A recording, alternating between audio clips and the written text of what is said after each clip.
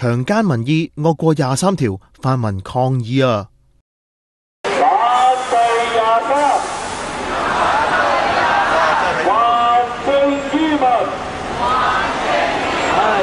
當年50萬人上街阻止到23條立法，估唔到8年之後惡法重來。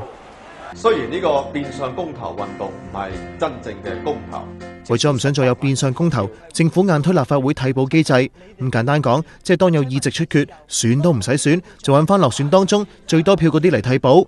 咁仲衰到借俾1個星期議員審議，更加冇諮詢公眾。就算你打麻雀啊，你改變遊戲規則，你都要問咗人先。點可能係咁樣做法？因為你影響選民最基本嘅利益，你點可以唔諮詢你就攞一個咁樣嘅草案上嚟？泛民要求擱置同收回草案，但都俾保皇黨否決。我唔認為係任何支持選民嘅權利嘅人呢，都應該繼續喺呢個草案審議委員會度呢，係同處方係同流合污。我呼籲我所有民主派嘅議員呢，同我一齊係離場抗議。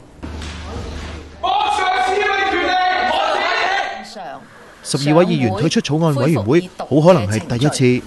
其實來勢洶洶呢，就仲兇狠過23條當年立法。政府樣樣嘢佢都要諮詢下市民，呢啲最簡單嘅嘢佢都要諮詢下你嘅。但係喺一個咁基本影響你嘅投票權同埋參選權嘅嘢，佢唔諮詢你。睇翻03年23條立法，由公佈諮詢文件到首次審議，都有成9個幾月時間啦。難怪而家做咗議員嘅葉劉都質疑政府啊，佢仲串到話或者林公公嘅實力比佢強。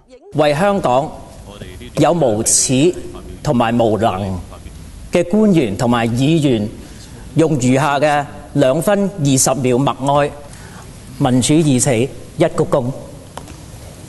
我相信政府唔諮詢應該得一個理由嘅，佢就知道講道理係冇可能講得贏嘅，於是乎就不如冇諮詢啦。講乜都當聽唔到噶啦。林局長尋日仲死口話有民意支持政府堵塞5區請辭引發嘅補選漏洞。嗱，呢啲咪叫歪理咯。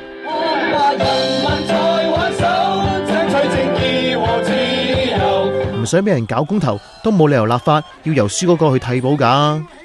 泛民議員就呼籲市民7·1要走出嚟，俾啲真正民意政府睇下。